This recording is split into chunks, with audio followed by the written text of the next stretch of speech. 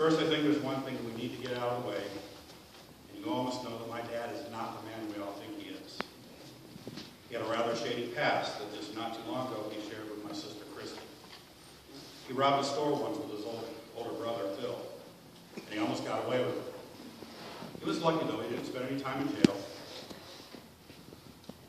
When Russ was 5 and his brother Phil was 7, Uncle Phil was really into cops and robber movies. And so Uncle Phil decided to rob the local pharmacy with his toy gun. And of course, he enlisted Dad as his accomplice. At the last minute, Uncle Phil chickened out and left Dad holding him back. Being from a small town in Iowa, of course, the pharmacists knew who they were and played along. But there was an elderly woman in the store, and she grabbed Dad by the arm and quickly began to lecture him on his behavior in starting a life of crime. And so, a life of crime and shame for our family was headed off to the past by a little old lady in small town Iowa. Russ was born September 30th, 1936, in a very small town called Cline, Iowa. I looked it up, and there were still less than 350 people in the town. Growing up, Russ was an avid fisherman, gardener, and just a general outdoorsman, and he continued to be so throughout his entire life. Russ went to Iowa State University and obtained a bachelor's of science degree in forestry. Eventually, he moved to Washington State, where he became a forest ranger, and from there, he moved here to St. Louis to work for Defense Mapping, where he spent many years as a cartographer, making topographic maps for the U.S. government. Russ had 2 older brothers, John and Phil, both now deceased. Russ was married to 2 beautiful women, each for many years. First to my mom, Sharon, and then to Joanne. He raised 5 children, both named marriages. He has 13 grandchildren and 6 great-grandchildren. Here today are all of his children, many of his grandchildren, and his newest great-grandchild, who was only 2 months old. He had many, many friends in different areas of his life, work friends that he still kept in contact with, fishing friends, people he had just met over the years, and remained friends with, and of course, countless people that he considered family. My sisters, Jody and Christy, and I were trying to think of a couple simple words to describe my father. And while in the process, we came up with about 20 to describe what he was, and about 15 to describe who he was. And I'm sure we missed quite a few words that you all can come up with on your own. Sitting down and really thinking about who my dad was as a person has been the most surprising part of the last few days. Throughout childhood and then throughout adulthood, to me, he was just Dad. And you don't really think about these things until you sit down and really ponder them.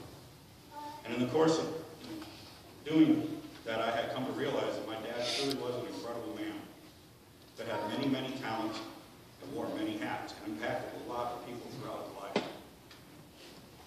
He was a college graduate, forester, cartographer, fisherman, canoe builder, carpenter, wood carver, and bucktail fly maker. He was a handyman, mechanic, Army lieutenant, conservationist, bird watcher, card and cribbage player, rifleman, fish fryer, and a huge fan of Art Bell on late night radio in his later years. He was a canoe float trip organizer, conspiracy theorist, doubter, Boy Scout leader, and master gardener. And all of you that know him best know all these things to be true. But these are all the things that define what he did. My dad's true essence was in who he was as a person on the inside, and the things that he displayed to people on the outside. One person in the family recently expressed to me what I think is probably Russell's most important trait, and the one he's been most consistent in, and that was his true acceptance of people, regardless of who they were, where they were from, or what their life situation was. Dad simply loved everyone, and he was very good at letting you know in his own way. Outwardly or in a subtle way, he showed he cared for everyone he came in contact with. He made everyone feel like they belonged. He could be quite expressive at times. Russ was very funny, and he could catch you off guard at times because he often saw humor in things a lot of people didn't. He was introspective, and he spent a lot of time just thinking about things. Russ was humble and he was unpretentious. He never put on airs and pretended to be someone he wasn't. He was who he was, and you could take it or leave it, but the type of person he was, most likely almost no one ever chose to leave. Thinking back about that, I can honestly say Dad was consistent throughout my entire life. Russ was a good husband, kind father, entertaining grandfather, and he loved playing with his grandchildren. He took them camping, taught them how to fish, how to cook fish, how to play cribbage, his favorite card game, and he loved traveling around the country visiting everyone. He loved his dog Patches, who is now almost 15 years old, and he took that dog almost everywhere he went all those years. He babied her like she was his own child, much to Joanne's consternation. He was generous almost to a fault, and would help people in any way he could. He was optimistic, a good provider, and protector for his family.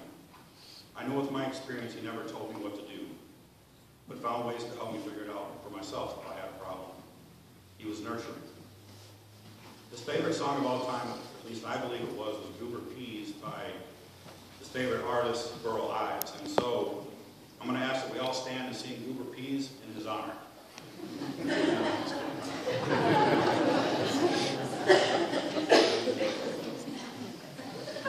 We have created on Facebook a Russ Cline memorial page.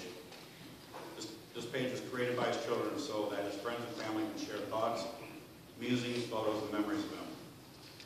We would like this page to be passed around by those of you on Facebook with the hope that everyone can post something if they like about Russ and make them laugh, cry, etc., or just read what thoughts and experiences others have posted. Russ was an amazing, positive, happy man. We do not see his death as a sad thing. We ask that you celebrate his life with us and not be sad that he has passed. I believe that he would want us to do that.